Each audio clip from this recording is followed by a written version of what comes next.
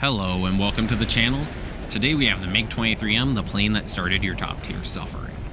This plane is the first iteration of the Mig-23 in the Russian tech tree, sitting at about 11.0, which is why I'm even making a video about it. Whenever you load in with this plane, you will quickly gather that everybody is playing the ML or the MLD variants, but you don't really see anybody in the M, and that's simply because it isn't in a good place. The radar loses its lock very easily, if that is you can even get to lock on something that isn't blue. The missiles are all behind the hype except the R60M. You carry next to no flares, all of which only really work half of the time, and the performance of the plane is barely on par with other 11.0 planes.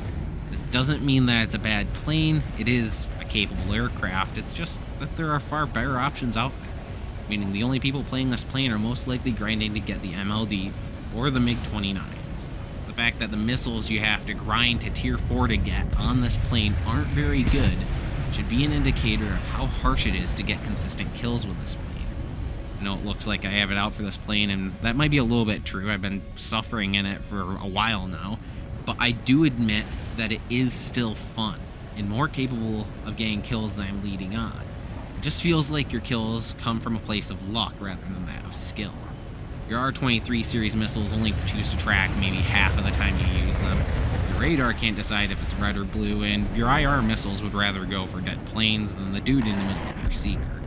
The only real way to get good use out of them is to catch enemies off guard. As you can see here, I'm running off to the edge of the map, and that's so I don't get my ass stretched by an F-14 from across the map. So I'm playing it a little bit stealthier. You should use the terrain to hide from their radar, and hopefully, when the time is right, you pop up and take your shots. Try to approach targets that are preoccupied or otherwise blind as fuck, and take advantage of their poor life choices to assist you in that sweet, sweet grind. Another way to play this plane is by saying fuck that to everything I just said and just running straight in. The only two planes you really have to worry about with this strategy is, well, every plane, but specifically planes that carry pulse Doppler radars or radars that are very, very capable of keeping track of people that are even low to the ground. In a head-on, you almost can't dodge the missiles that they'll throw at you. Notching the radar from a head-on under 10 kilometers isn't really something I want to talk about, since it's the reason I cry myself to sleep over the last month. But if you really get down with this strat, you just need to stay low enough to the ground that they can't get the lock, and use the bumps in the terrain to trick their missile. It's about as simple as that. If you do this right, you will want to pop your R60s as soon as you can, and dodge whatever is thrown at you, or you might suffer like I just did. Now that I've talked about what you would realistically want to do in this plane, I think it's time to talk about what the reality of this plane is. And it's about as pleasant to look at as a Taylor Swift fan's bedroom. You see, this plane was designed in an era when it was Tigers and Phantoms, where the F-14 was a new toy in the sky, and in that world this was a fairly decent jet that strongly filled the role. The problem is that a lot of these planes that War Thunder has added aren't the same planes that were around when the MiG-23 was designed. A lot of these planes are carrying the upgrades that were added years down the line to specifically deal with fighters like the MiG-23 or even the 29. And yes, the MiG-23 did get its upgrades. There's a reason it's called the MiG-23m and not the MiG-23. But the upgrade that it got was not able to bridge the gap that was added with the upgrades that these other planes are carrying. Meaning, the MiG-23m is just about as capable as me after a Christmas dinner. Point being, your plane simply isn't up to the fight like other 11.0 fighters might be.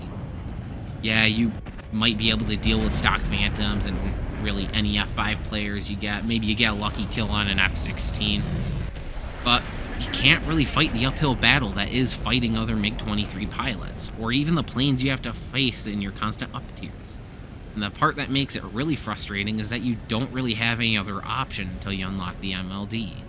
Yeah, you could just go run to the Su-17, but that doesn't solve the problem here with this plane. The fact is that this plane has been completely and totally eclipsed by the overly compressed top tier in this game, and it isn't able to compete on the level that its peers does without employing sneaky tactics, and quite often those don't even work.